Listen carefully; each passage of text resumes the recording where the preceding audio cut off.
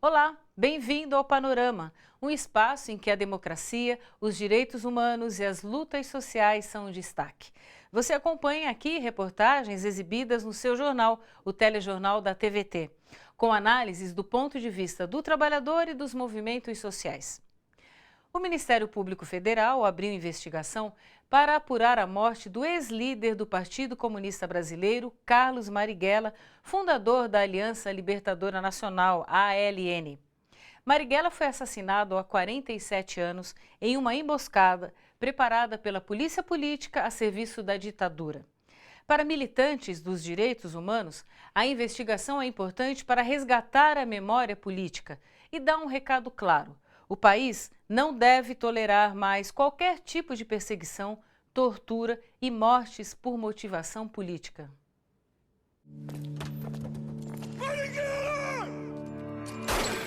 Declarado inimigo público número 1 da ditadura militar no Brasil, o ex-deputado federal baiano pelo Partido Comunista, Carlos Marighella, fundador da Aliança Nacional Libertadora, ALN, foi morto em uma emboscada na noite de 4 de novembro de 1969, em São Paulo. Mais de 40 agentes do extinto Departamento de Ordem Pública e Social, DOPS, junto com o delegado Sérgio Paranhos Fleury, participaram do assassinato de Marighella. Que ele havia sido assassinado na Alameda Casa Branca, resistindo a uma operação de prisão do DOPS, Departamento de Ordem Política e Social de São Paulo, comandada pelo delegado Sérgio Fernando Paranhos Fleury, que na época era muito conhecido por ter sido o criador do Esquadrão da Morte em São Paulo. Era um assassino público e notório. O jornalista Antônio Carlos Fon militou por muitos anos na ALN ao lado de Marighella e estava preso na noite do assassinato. Ele conta que, entre os companheiros, Marighella era reconhecido como um dos líderes mais combativos por ter enfrentado diferentes períodos de repressão política no Brasil. Era uma pessoa extremamente inteligente, extremamente corajosa, extremamente com uma capacidade de liderança muito grande. Marighella foi uma das vítimas do período conhecido como Anos de Chumbo da ditadura militar, entre 1969 e 1974, sob o comando do general Emílio Garrastazu Médici. Naquele período, de acordo com a Comissão Nacional da Verdade, 98 pessoas foram mortas por perseguição política. Mais da metade dos assassinatos ocorridos durante todo o regime militar, de 1964 a 1985. Passados 47 anos da morte de Marighella, o Ministério Público Federal abriu uma investigação. É a primeira vez que a equipe de policiais do delegado Fleury, símbolo da repressão, será investigada por um crime político. Claro, punir os assassinos, a grande maioria desses assassinos já está morta. A grande maioria. Então, punir é coisa. Mas é importante que o Brasil saiba da sua história. É importante que o Brasil saiba como se dava o assassinato, a tortura e o assassinato de pessoas durante a ditadura, para que não volte a acontecer. O Ministério Público Federal já começou a colher depoimentos. A investigação se fundamenta na tese de que crimes contra a humanidade, como os praticados pela ditadura, são imprescritíveis. O Ministério Público Federal tem feito um trabalho em setores do Ministério Público Federal que priorizam e fazem com que se concretize esse tipo de ação para construir o Nunca Mais no Brasil. E essa construção é uma construção que, com o impeachment da Dilma, a gente vê que se distanciou muito do nosso presente, né? A gente vai ter aí muito trabalho para poder fazer valer uma mudança de conduta do Estado brasileiro. Por 6 votos a 5, o Supremo Tribunal Federal manteve a decisão de permitir a prisão de condenados em segunda instância, portanto, antes que se esgotem todos os recursos possíveis. Com essa decisão, o Supremo revogou um entendimento da Constituição de quase 30 anos e, na prática, acabou com o direito de presunção à inocência. Advogados e juristas condenam a iniciativa do STF, considerada inconstitucional. Veja na reportagem de Jô Miyagi.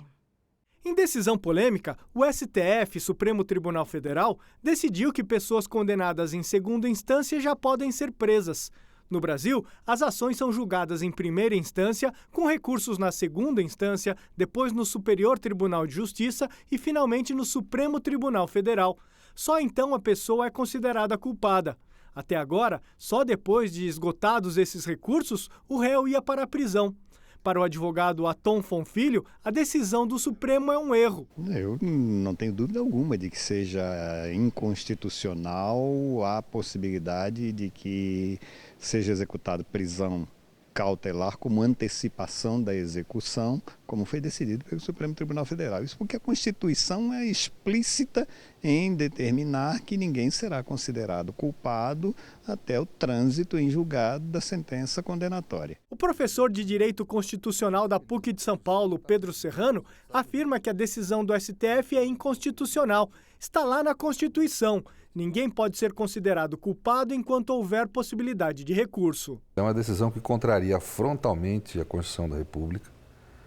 A Constituição é essa que determina que só pode haver cumprimento da pena após o trânsito em julgado, ou seja, até terminar o último recurso possível, e não apenas após a adesão de segundo grau. E contraria também frontalmente o dispositivo do Código de Processo Penal no mesmo sentido. Um dos princípios do direito, explica o professor, é que é preferível ter um culpado solto do que um inocente preso.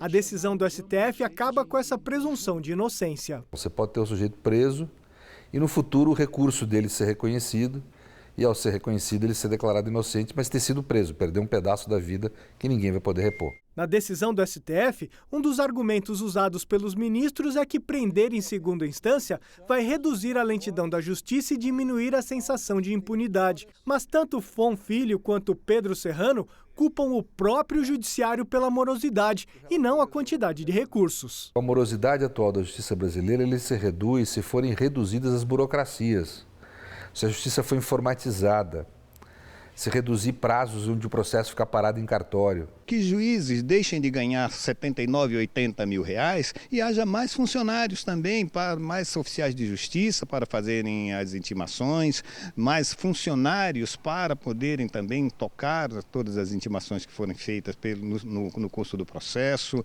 Então, na verdade, quando se diz que se precisa prender de imediato para que não se gere a sensação de impunidade, o que gera a sensação de impunidade é a preguiça dos juízes, é a preguiça do Poder Judiciário. Você sabe qual é o papel da Defensoria Pública? A gente explica. É preservar os direitos fundamentais e promover o acesso à justiça para quem não tem como pagar. Este ano, a Defensoria Pública de São Paulo completa 10 anos de atuação. São mais de 1 milhão de cidadãos atendidos por ano e a meta é ampliar o atendimento. Veja na reportagem de Michele Gomes. A Defensoria Pública do Estado de São Paulo foi criada em janeiro de 2006, após muitas mobilizações realizadas pela sociedade civil organizada para garantir acesso à justiça a todos os cidadãos brasileiros. A Defensoria Pública atua em qualquer caso que seja de competência da Justiça Estadual. Na área criminal, atende todas as pessoas que não têm advogado. E na área civil, atende cidadãos com renda familiar de até 3 salários mínimos. Além disso, também atua em direitos coletivos, que incluem, por exemplo, defesa do consumidor, habitação, saúde, sistema prisional. O defensor Carlos Vaz lembra que quando entrou na defensoria, assim que foi criada, eram 87 defensores.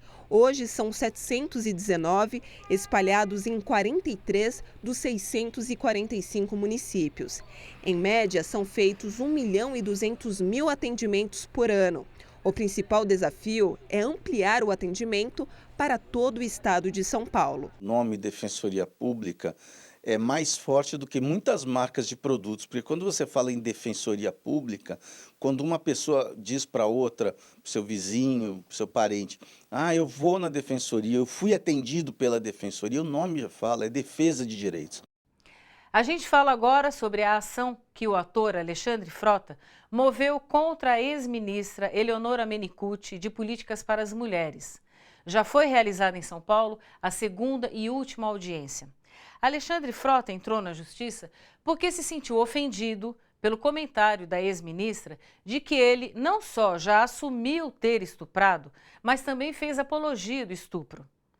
Eleonora Menniccucci se referia a um programa de TV em que Alexandre Frota contou ter feito sexo sem consentimento com uma mãe de santo que estava desacordada. Frota alega que a história era uma brincadeira. Em março do ano passado, o ator Alexandre Frota, conhecido principalmente por atuar em filmes pornográficos, declarou num programa de televisão que havia estuprado uma mãe de santo que ficou desacordada. Indignada, a ex-ministra da Secretaria de Políticas para as Mulheres, Eleonora Menniccucci, criticou Frota por fazer apologia ao estupro. O ator se sentiu ofendido e moveu ação exigindo desculpas e R$35 mil de indenização.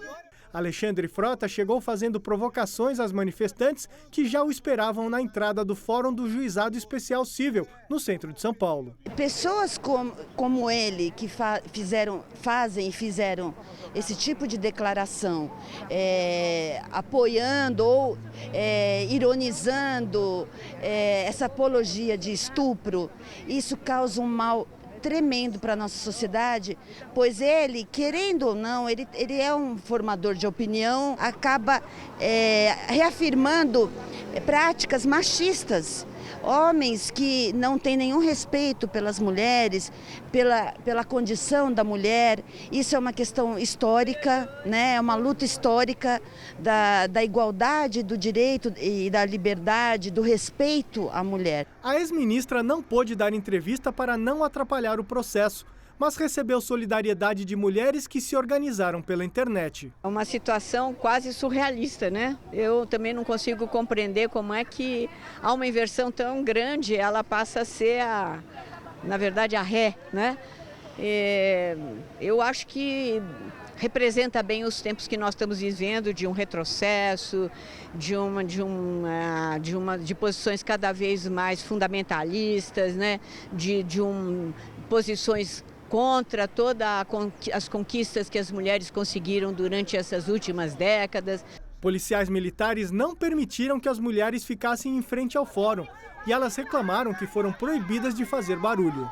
Como Alexandre Frota está processando a ministra, porque ela se manifestou publicamente numa entrevista, com toda a razão, né?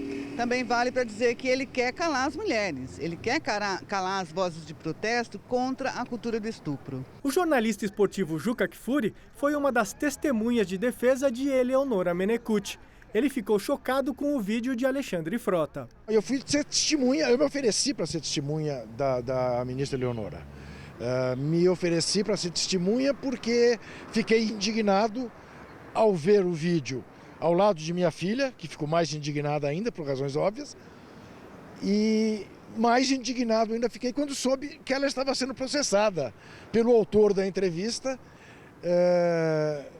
por ela ter dito que aquilo era uma apologia ao estupro. E se aquilo não é uma apologia ao estupro, não sei mais o que pode ser uma apologia ao estupro. Na saída, Alexandre Frota disse que o que contou na TV era uma piada, mas não se arrependeu do que fez. Você não arrepende do que você falou? Não me arrependo, não. Você acha que não causou um certo mal-estar? Mas aí cada um vê a sua verdade, entendeu? Assim como teve algumas pessoas que não gostaram, teve milhares de pessoas que não reclamaram em relação a isso. Entenderam da forma que tinham que entender. A sentença dessa ação deve sair ainda neste mês. A lista de doenças que levam professores a se afastarem das salas de aula é imensa.